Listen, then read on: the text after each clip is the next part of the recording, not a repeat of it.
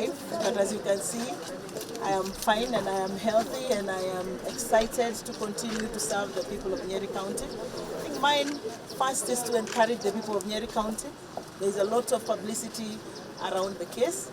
But the case is just about one individual, two individuals. We have 769,000 other Nyerians who have real needs. We are dealing with cancer, we are dealing with hypertension, we are dealing with diabetes. Let us focus our energies on these things that continue to ail us as a county. I do not want a lot of focus on that case because I believe it is in the right judicial forum for determination, and we are expecting that the judiciary will be able to give a fair verdict. It's going to be a case that is watched very closely by deputy governors across the country. I happen to also be chair of deputy governors, and therefore the determination of this case would therefore then set precedence on the dignity of the offices of deputy governors countrywide. I'm privy to a lot of information of what's going on across the country in various deputy governors' offices, and what is happening in Nyeri County is not unique. I just happen to be the bold one who comes out and says, I will put an end to this mistreatment, I will put an end to indignifying offices, constitutional offices of deputy governors, and that is why I have found it fair, even on behalf of deputy governors countrywide, to take this matter to court. But it shouldn't be anything that anyone is overly nervous about, because I am not nervous myself. I wish to commit to continue to serve the people of Nyeri County. We have had an agenda that we have run 3 years.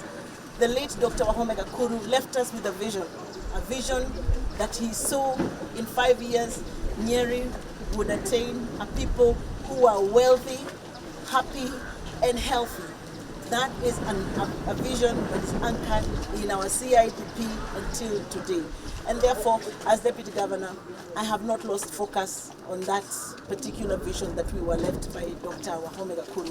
And that is why I'm committed, and I'll continue especially to champion the health agenda in a county that ranks highest in non-communicable diseases. I wish to say it's a campaign I have had now 3 years.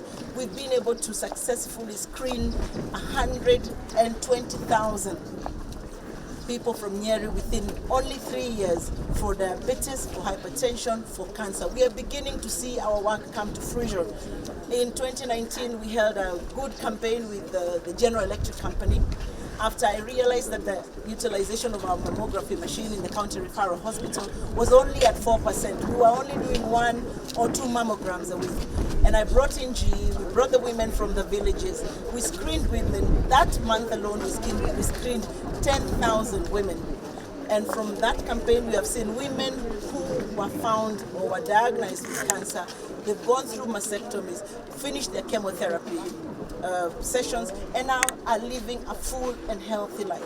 Those are the things that drive me. Those are the things that will continue to drive me, because I know beyond any reasonable doubt that if Nyeri people are healthier, they will be more economically enabled and more economically active, and they will be able to bring up even the GDP of the county.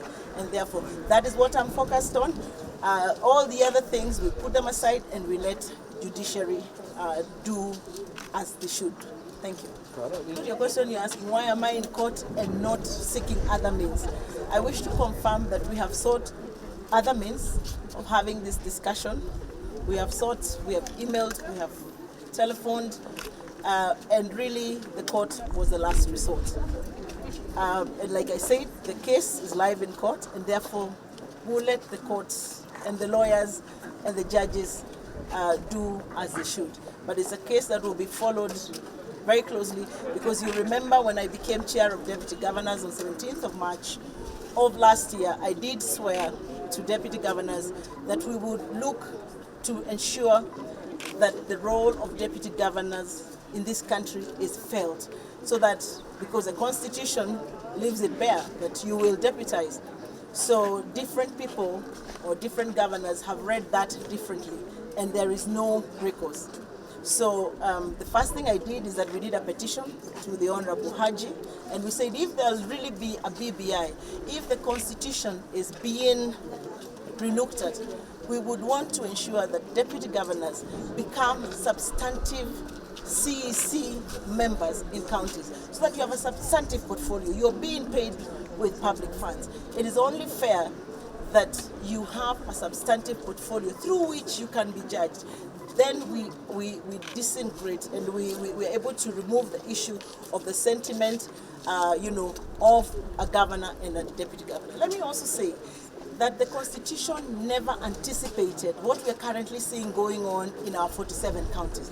We have counties where governors are working extremely well with their deputy governors. We have counties where deputy governors have portfolio. We have counties where deputy governors, there is no difference between, some governors are not sure if your deputy is your first lady or first gentleman. So some of those things need to be dealt with, because a deputy governor is not a first lady of a county or a first gentleman of a county. These are strategic partners who should be part of a vision, and they should be able to have deliverables that are measurable and accountable to the people that they serve. Remember, when we get into office, we get sworn in. And if you remember the vows of, for instance, my swearing in, you swear to serve the people of Nyeri County, not to serve an individual. Because if the Constitution says, I swear then to serve only the governor, then you sit in an office and serve the governor. But the Constitution that you swear says, I will serve the people of this jurisdiction of Nyeri County. How do you serve a people if you only sit in an office and read newspapers? Ladies and gentlemen, that is the bone of contention, and that is what we would like the courts to now therefore expound on how best do we serve the people as deputy governors, and what is the way forward for deputy governors in this country. I think I owe it for posterity. Deputy governors who are coming into the next term will already have this issue sorted out by the courts, and we'll already have this issue, we'll already have a judgment that sets precedents on how offices of deputy governors are treated now going forward. Thank you.